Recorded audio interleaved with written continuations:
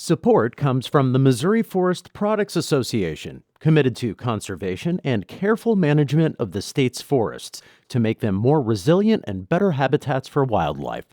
ChooseWood.com. From St. Louis Public Radio. This is St. Louis on the Air. I'm Elaine Cha. Last month, monster trucks roared around St. Louis's Dome at America's Center.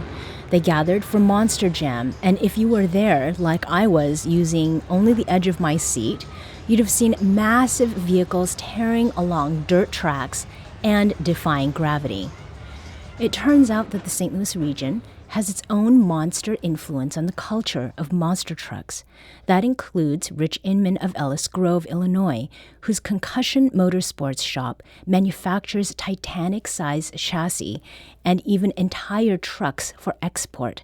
And Rich's work has been part of some of the most famous monster trucks in the world, including the home legend Bigfoot. This week, St. Louis on the Air producer Danny Wisentowski visited Concussion Motorsports to learn more about the workshop, where monsters are made.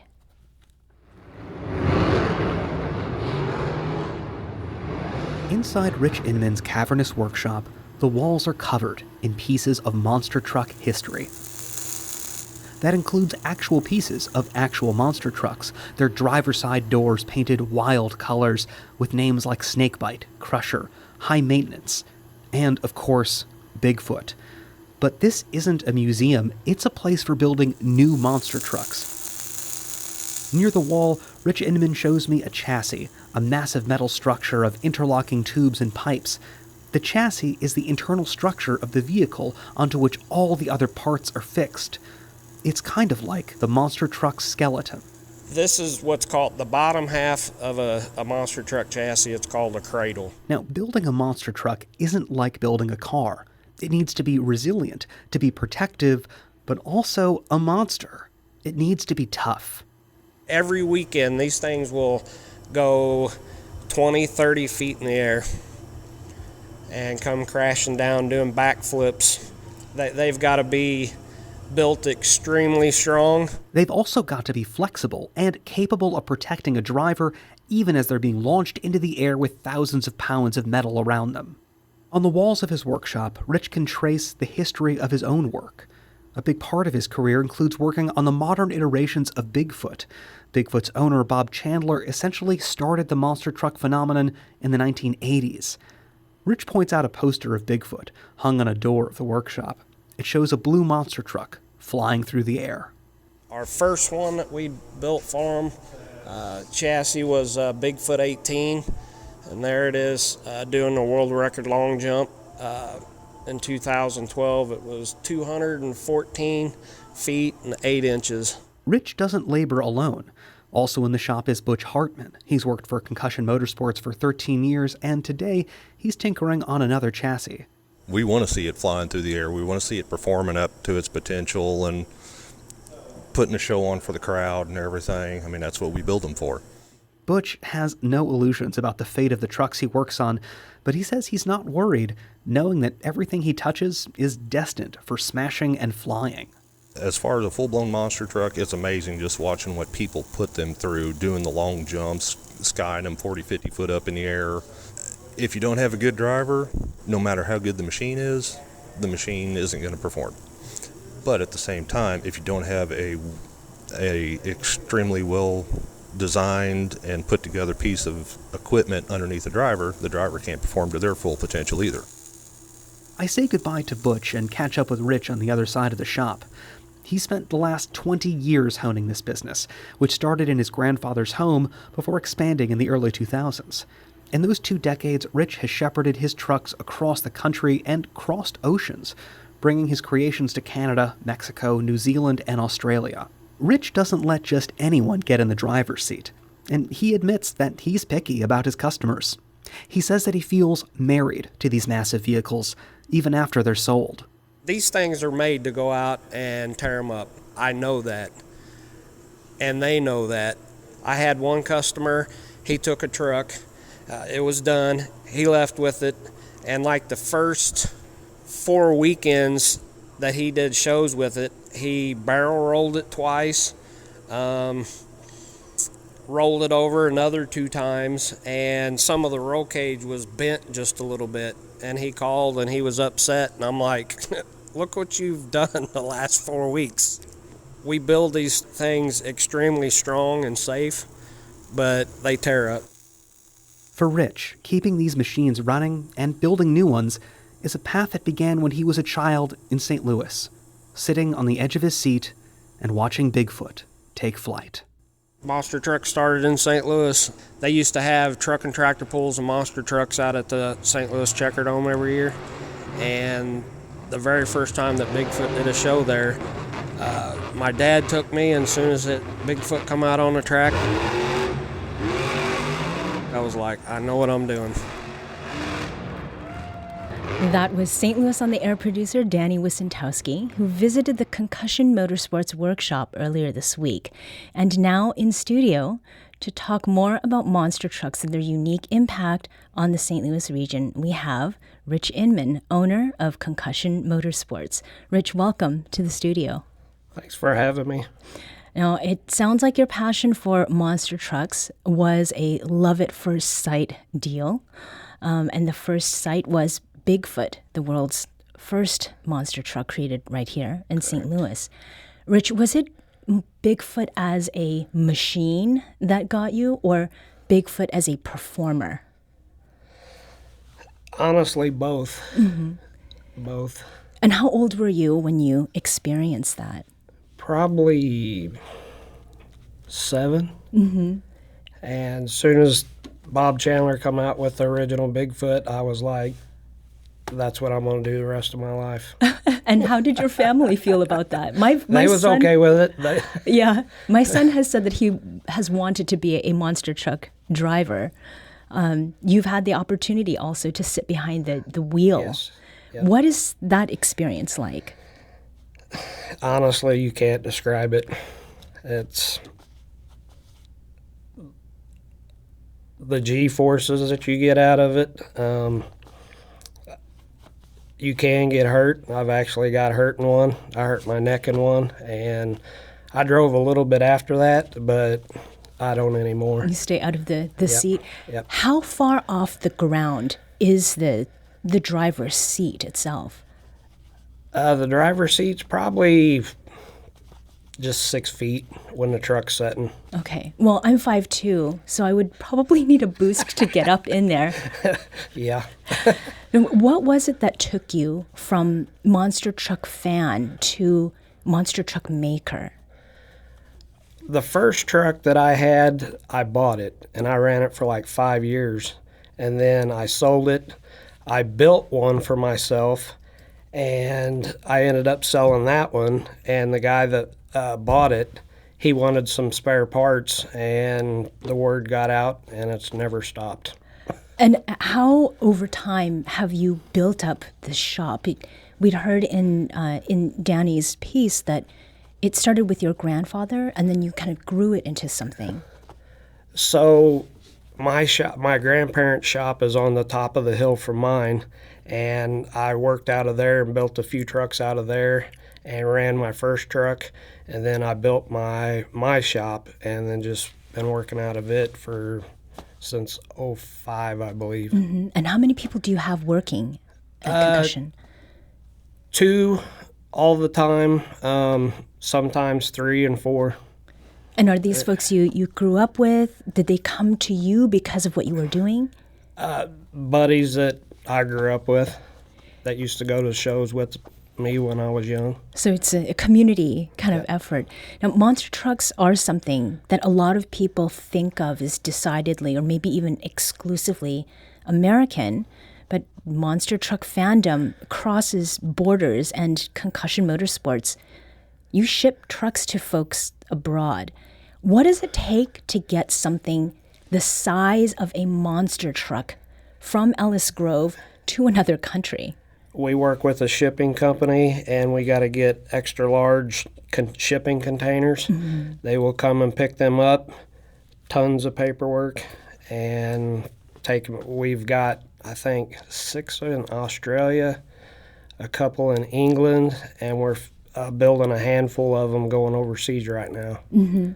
And where's the farthest place that you have sent one of your vehicles? Probably Brisbane, Australia. Okay. And do you get photos of the trucks once they've arrived and sort of in their new homes? Yes. The piece that you did, or in your conversation with Danny, you had talked about one of these vehicles that you sold to somebody, and that person did not handle it quite the way that maybe they should have. How often do you have to deal with customers who treat monster trucks with a little less delicacy than they deserve? Like I said, I know that these things are built to get tore up. I know that, and it's quite often that, somebody's calling or sending me a picture and, hey, I just broke this, I need a new one. Okay. And how long does it usually take to fabricate those parts and get them out to people? Like a chassis, we can do them. If we're just working on one solely at that time, we can do one in 2 weeks. Axle housings I can do in like 3 days. All the other parts, they're, a few hours. It doesn't take too long. No. Well, you've been doing it for a long time. You're quite the expert, right? We have jigs and everything, so everything's the same, and it makes it a lot more simple. Now, in your view, over all these years, why do you think that monster trucks have remained so popular? Like, what is it that people can't seem to get enough of? People like destruction. The loud noise, the flashy bodies. Yeah. I mean, you've seen some at St. Louis last week. All the 3D bodies and stuff. The kids. It's honestly, it's all about the kids. Yeah. And you got to take your kids. Yes, and that is how it happened for me. And Yep. I really enjoyed the experience. Yep. And we've been joking about using the edge of the seat. There are a lot of times I was pulling back because I was imagining what it was like to be the driver inside that machine. Sometimes when you're driving them, stuff's happening so fast in the vehicle. Because you steer the front of the truck with the regular steering wheel, and you've seen that the rear tires, they turn also. And that's with the toggle switch inside. So everything's happening so fast. And when you're taking some pretty good hard hits, your vision can get blurry. The adrenaline, not less if you take a really good hit, and usually after the adrenaline wears off, you got the aches and pains. Yeah. But I mean, the name of your shop, Concussion, that is what you're trying to build against, I assume. Correct. That started when I was building my first truck. I was going to call it Avalanche. And Chevy come out with the Chevy Avalanche, so I couldn't do that. I'm a Dodge guy. Okay. And then I was going to call it Whiplash, and then somebody come out with that, and I was like, Concussion, and it stuck. Okay. So in terms of the cost, what does a monster truck take in terms of the money to purchase one? When you get the best parts of everything on one, you're looking at upwards and more than $250,000. So who's buying these trucks? Business owners. Oh, okay. Yeah. And are these business owners that are doing it for sort of their personal interest, or are they utilizing them in? A lot of it's just their hobby. Okay. Yep. Well, it's an expensive hobby then. Yes. Now, your workshop's got a room, and it is filled with toy cars, Hot Wheels, like mini versions of the monster trucks you've made yourself. Yep. When you see kids, or maybe even adults, play with those like shrunk down models, what is it that goes through your head? We're all kids at heart. But it's, like I was telling Danny, there's a lot of times when I'll go in Walmart and I'll skip down the toy aisle just to see if there's trucks that we've built. It's self-pride. Mm-hmm. Do you think there's anything that has changed, in the last 20 years with the culture of monster trucks that you see as being a positive for the outlook for the future? They just keep advancing, and stuff just keeps getting more crazy, and it keeps drawing them to it, and it's never going to stop. The last question. What would be your dream build?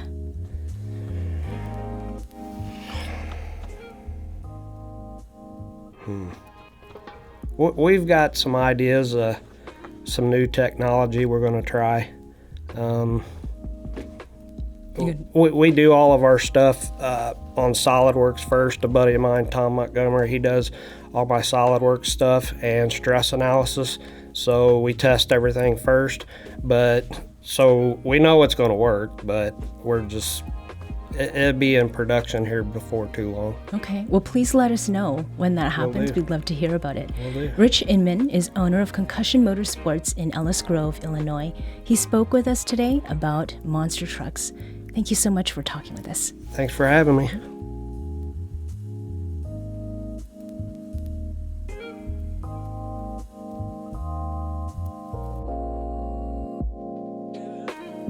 This segment was produced by Danny Wisentowski and Elaine Cha. With audio engineering and podcast design by Aaron Dorr. Our production intern is Avery Rogers. Our executive producer is Alex Hoyer. St. Louis on the Air is a production of St. Louis Public Radio. Understanding starts here. Our podcast proudly supports St. Louis artists by using music from Life Creative Group. Do you find yourself regularly listening to episodes of St. Louis on the Air? Suggest us to a friend you think might enjoy our conversations. And leave us a review and rating on Apple Podcasts on the App Store. It's the simplest way to help people discover our show. Thanks. St. Louis Public Radio is a member-supported service of the University of Missouri St. Louis.